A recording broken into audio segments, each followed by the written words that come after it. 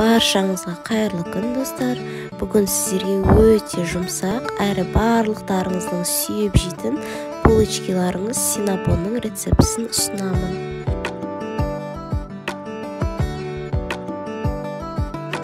Ол үшін ең алдымен жылы сүтке қант, ашытқы қосып 15 минутқа қойып қоямыз.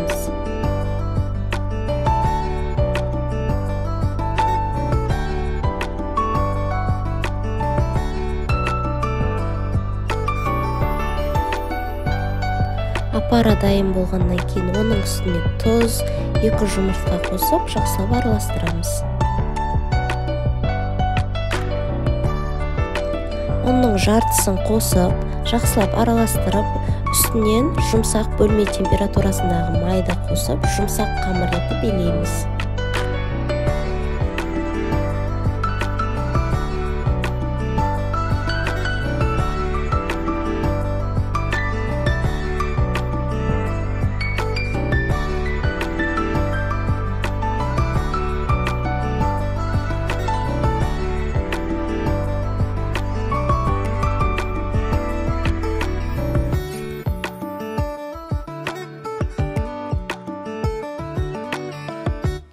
Қамырдың бетін жауып, 1-1,5 сағатқа жылы жерге қойып қоямыз.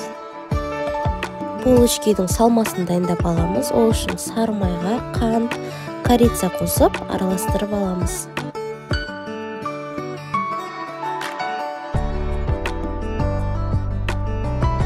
Міне бізде 1,5 сағат тұрған қамырымыз осылайша ашыды.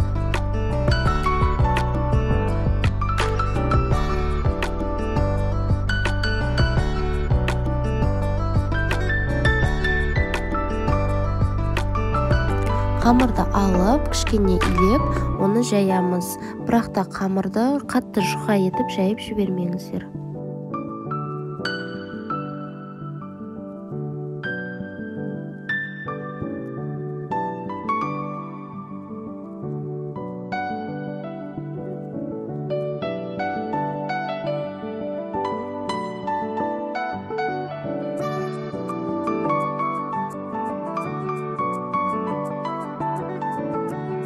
Жайылған қамырдың ішіне салмасын 1 келкі етіп жағып шығамыз.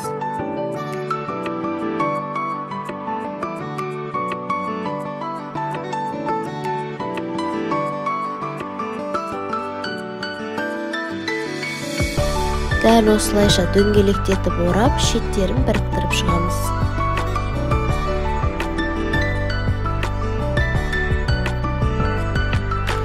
Барлығын бірдей көлемде бөліп шығамыз.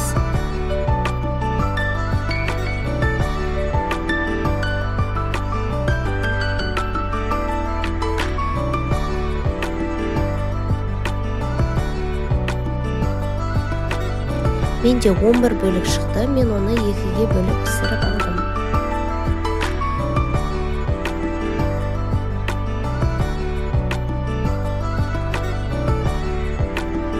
Формаға жайғастырып салып, тағы да 10-15 минутқа бетін жауып қойып қоямыз.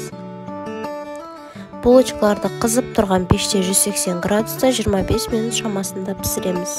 Кремін дайындап аламыз. Ол үшін творожный сырға сахарный пудра, молоко қосып, миксермен араластырамыз.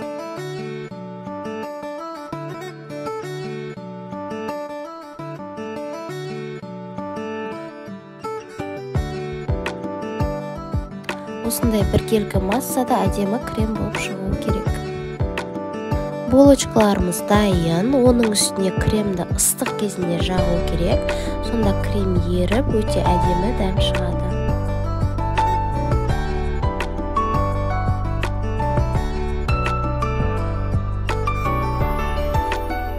Барлықтарыңызға ұнады деген ойдамын. Сіздер де міндетті түрде осы рецептпен жасап көріңіздер. Менің каналыма жазылуды ұмытпаңыздар. Сіздермен болған Арай.